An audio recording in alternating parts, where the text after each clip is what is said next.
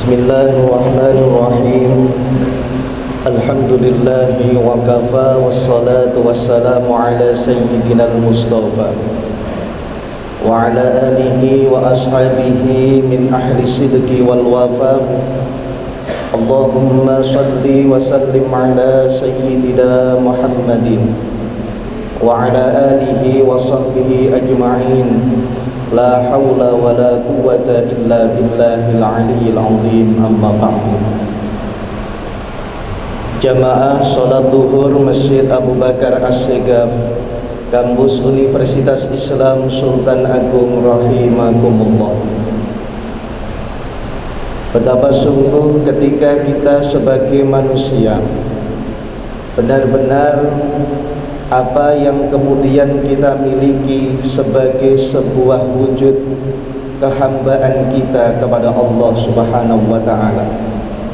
Oleh sebab itu Allah tidak memandang dari mana nasabnya, Allah tidak memandang dari siapa ia dilahirkan, tetapi Allah memandang dari keimanan, ketakwaan dan keilmuan yang dimilikinya.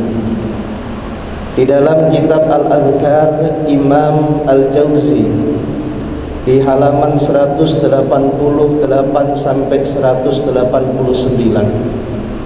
beliau memberikan sebuah inspirasi cerita yang amat sangat luar biasa yang mampu kita teladani, di mana cerita itu diriwayatkan oleh Sa'id bin Yahya Al-Umawi. Pada masa dahulu dikisahkan ada 3 orang pemuda, di mana pemuda itu mereka sedang berlatih panah, maka 2 di antaranya berasal dari golongan suku Quraisy yang sangat terkenal di Arab, sedang yang satunya berasal dari golongan Buddha. Maka kemudian orang yang pertama mencoba untuk menarik busur panahnya mengenai hampir tepat di tengah, maka dia pun berbangga diri. Maka saya bisa begini, siapa dulu kakek moyang saya keturunan dari orang yang terhormat. Kemudian orang yang kedua, dia menarik busur panahnya dan hampir juga mengenai kepada tepat sasaran pada anak busur panah. Maka dia pun juga menyombongkan diri dengan menyampaikan, siapa dulu saya keturunan dari orang yang dikenal syuhada, yaitu Utsman bin Affan. Maka kemudian golongan orang yang ketiga, seorang pemuda yang berasal dari Buddha, maka beliau pun kemudian menarik busur panahnya dan ternyata mengenai tepat di titik yang tidak mampu dicapai oleh orang pertama dan orang kedua. Maka kemudian pemuda Buddha ini pun mengatakan kepada temannya yang berdua, siapa dulu saya keturunan dari orang yang mana orang itu dihormati oleh malaikat, bahkan malaikat pun bersujud hormat kepada kakek moyang saya. Maka kemudian 2 orang pemuda yang berasal dari Bani Quraisy yang terkenal itu pun kaget dan bertanya kepada budak tadi, engkau kan berasal dari Buddha, kenapa kau mengatakan bahwa kakek moyangmu adalah orang yang terhormat? Saking terhormatnya, tidak hanya manusia yang hormat, tetapi malaikat pun hormat. Kemudian si budak ini menjawab, kakek moyang saya adalah Nabi Adam alaihi salam.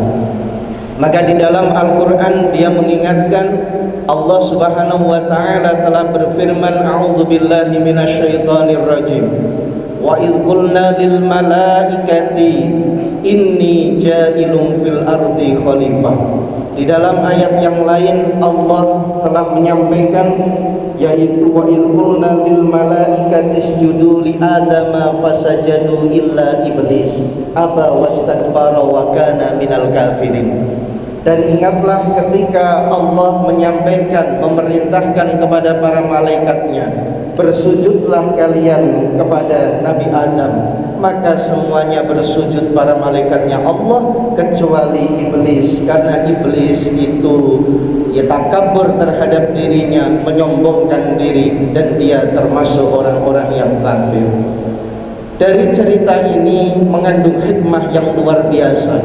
Antara apa yang kemudian kita lihat, yang pertama, bahwa derajat manusia tidaklah ditentukan dari asal muasal keturunan siapa, tetapi lebih ditentukan kepada ketakwaan, keimanan, dan juga keilmuan yang dimiliki.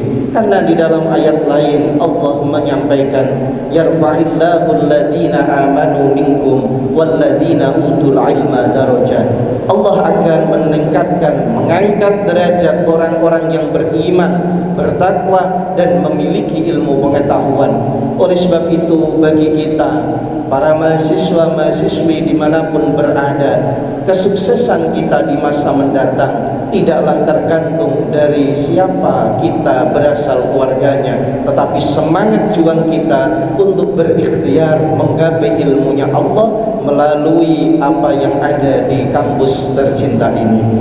Yang kedua, bahwa ada hikmah perlunya kita untuk egalitarianisme bisa bergaul dengan siapapun.